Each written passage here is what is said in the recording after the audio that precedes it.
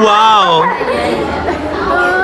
Nah, jadi hari ini kita akan membahas sesuatu topik yang sangat seru banget ya. Nah, jadi sebelum masuk ke topik itu boleh dong perkenalan satu-satu kakaknya ini biar teman-teman juga pada tahu namanya kakak-kakaknya yang cantik itu siapa. IG-nya juga boleh di-spill lah. Spill Saya Adula Febrianti. kalau saya Divya Indira Azani. Halo, saya Nita Sakiti. Saya Nadia. Nah, oke teman-teman udah pada kenal ya tadi ya kakak-kakaknya cantik banget. Khusus hari ini aja ada kakak-kakaknya ini ya. Nah jadi hari ini kita itu bakal bahas tentang bilingualisme atau dua bahasa pada anak. Nah jadi itu kalau dilihat-lihat itu banyak itu ya banyak pro dan kontra dari orang tua tentang bilingual ya. Betul sekali. Seringkali orang tua mengajarkan dua bahasa dan tetapi orang tua juga menanyakan apakah mengenalkan dua bahasa itu baik atau malah berbahaya untuk perkembangan pada anak usia dini. Jadi kalau dari penelitian anak bilingual itu cenderung mengalami di awal fase di mana mereka mengalami campuran bahasa dan itu hal yang normal dan tidak mengganggu kemampuan bicara mereka. Jadi kalau semisal anak itu masih awal-awal, masih di fase-fase awal mungkin belajar bahasa gitu, kalau misalnya mereka bahasanya campur-campur itu berarti normal ya kak? Gitu.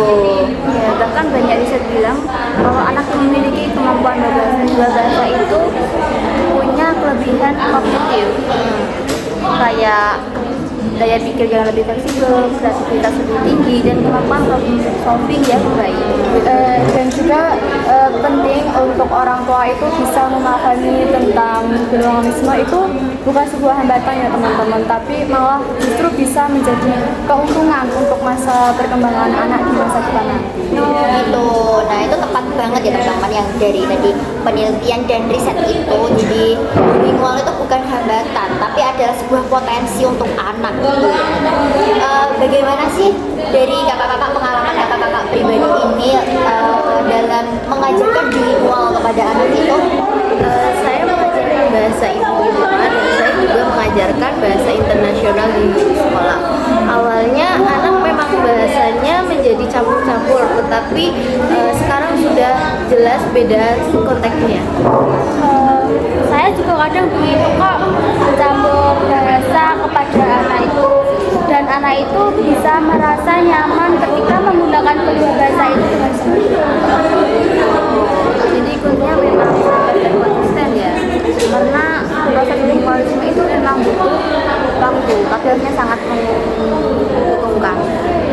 yang pasti proses dilakukannya bilingualisme itu harus dalam keadaan yang menyenangkan supaya anak itu tidak merasa tertekan. Gitu.